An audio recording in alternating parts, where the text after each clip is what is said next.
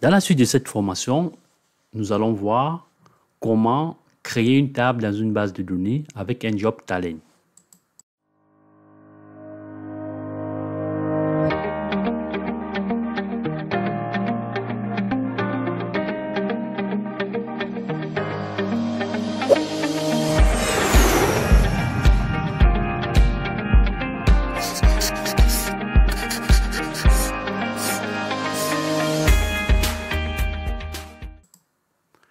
Dans ce lab, vous allez apprendre à vous connecter à une base de données, à créer une table dans une base de données PostgreSQL et à l'alimenter avec des données. Donc, nous allons utiliser un fichier formateur.csv qui contient les données telles que l'ID, le nom, le prénom, le code postal et la ville.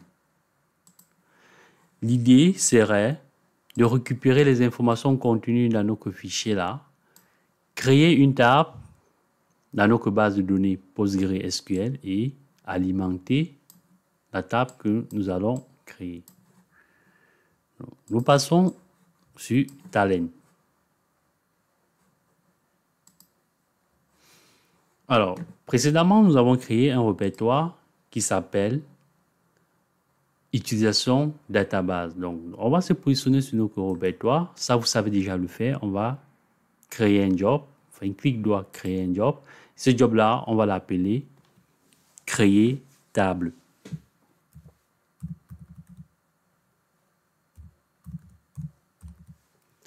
Alors, l'objectif, c'est tout simplement de créer une table dans une base de données PostgreSQL et d'alimenter. Donc, vous renseignez l'objectif, la description de votre job, c'est très important.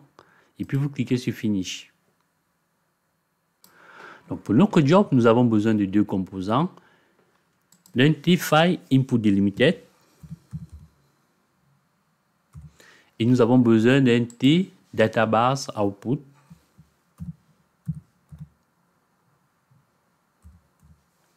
Un T-Database Output.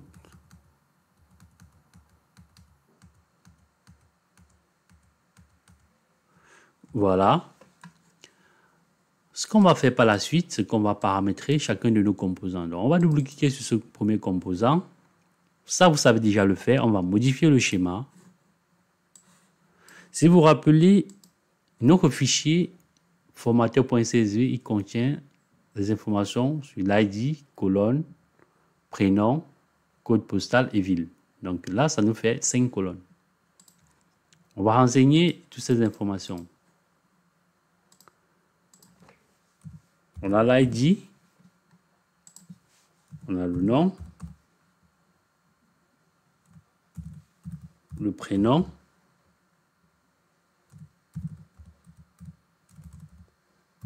le code postal et la ville.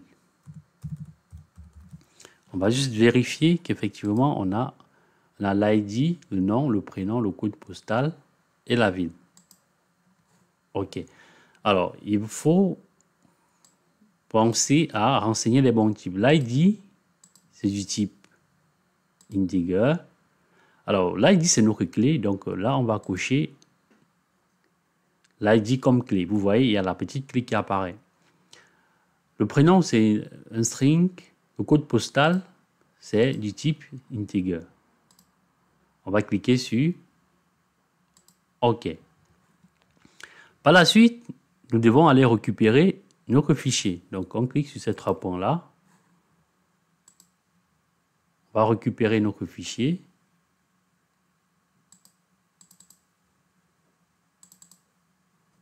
Le fichier, c'est formateur CSV. Voilà, j'ai récupéré le fichier. Ensuite, il va falloir renseigner le séparateur des lignes.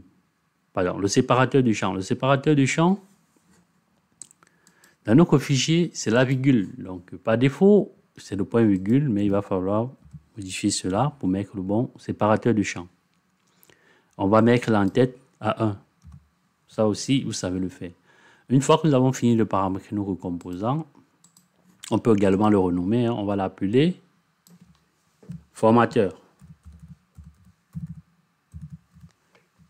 Comme ceci, voilà. Là, on va passer à la configuration de notre database. Alors, je vais revenir sur ma base de données, PostgreSQL. Vous voyez que dans ma base de données, on n'a pas encore de table. Donc, l'idée, c'est de créer une table formateur qui va contenir toutes les informations sur les différents formateurs. Alors là, on va configurer cette base. Donc, je vais double-cliquer dessus. Vous voyez ici, database. Donc, il va falloir sélectionner le type de base de données sur lequel on souhaite travailler. Là, nous, on va travailler avec du PostgreSQL. Alors, pour ceux qui ont du MySQL, voilà, du Teradata, donc vous n'hésitez pas à sélectionner. Donc, une fois que c'est fait, vous cliquez sur Apply. Vous remarquez que là, je vais devoir renseigner tous les paramètres de connexion. Donc ici, on a la version de la base de données. C'est la V9 ou ultérieure. Moi, je travaille avec la V13. On a l'autre ici. Il faut renseigner l'autre. Moi, c'est localhost.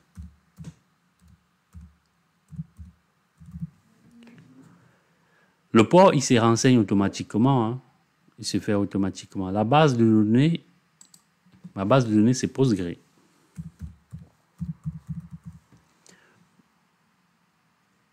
Donc, vous l'avez vu tout à l'heure, ma base de données, elle s'appelle Postgre. Voilà.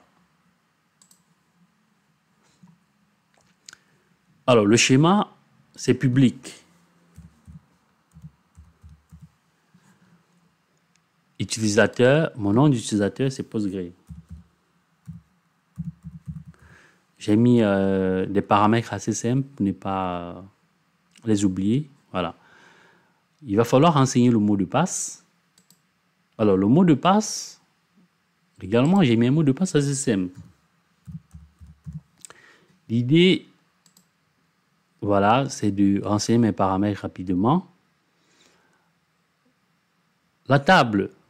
Alors, là, je n'ai pas de table. Vu que je vais créer une table, je vais appeler ma table formateur. Là, j'ai renseigné le nom de la table formateur. Ensuite, vous avez ici la possibilité de cliquer sur cette petite lunette là. Il va vous indiquer si vous êtes connecté à la base de données ou pas. Donc, si je clique dessus, vous voyez que la connexion a été établie. Donc, je suis connecté. On va continuer avec les différentes actions. Alors, quelle est l'action que nous souhaitons mener sur cette table? On veut créer une table. On va créer une table si elle n'existe pas. Action sur les données. Qu'est-ce qu'on veut faire? On veut tout simplement insérer. Donc, action sur la table, on va créer la table si elle n'existe pas. Action sur les données, on va l'insérer. Alors, ça c'est fait. Il faudrait également cliquer sur modifier le schéma. Alors, ce qu'on pourrait faire, on pourrait déjà dans un premier temps, on va connecter ceci, revenir sur notre composant database et puis on va cliquer sur synchroniser et sur modifier le schéma. Là, il va récupérer automatiquement les schémas. Donc, pour qu'il puisse récupérer les schémas, il a fallu que je fasse d'abord la connexion. Sinon, j'étais obligé de renseigner manuellement. Donc, une fois que c'est fait, on peut encore de nouveau vérifier qu'effectivement, toutes les informations sont bien renseignées. Donc, on a l'ID qui est du type integer, le nom, le prénom, le code postal qui est du type integer aussi. Voilà, la ville du type string. OK. Donc là, je vais renommer également ce composant-là. Je vais l'appeler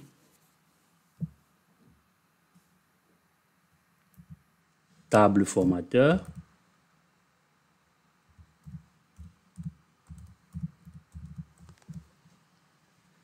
Comme ceci. Alors, je vais faire un CTRL S. Et puis, je vais exécuter mon job. On va lancer l'exécution. Alors, l'exécution, il est en cours. On va patienter un tout petit peu. Alors, vous voyez très bien ici que j'ai le code 0, le code exit exit code égale à 0 qui est renvoyé. Donc, le job s'est très bien passé. On a nos lignes qui ont été transférées dans la table. On va aller vérifier si effectivement la table a été bien créée. Donc, je vais tout simplement rafraîchir. Je vais dérouler la table.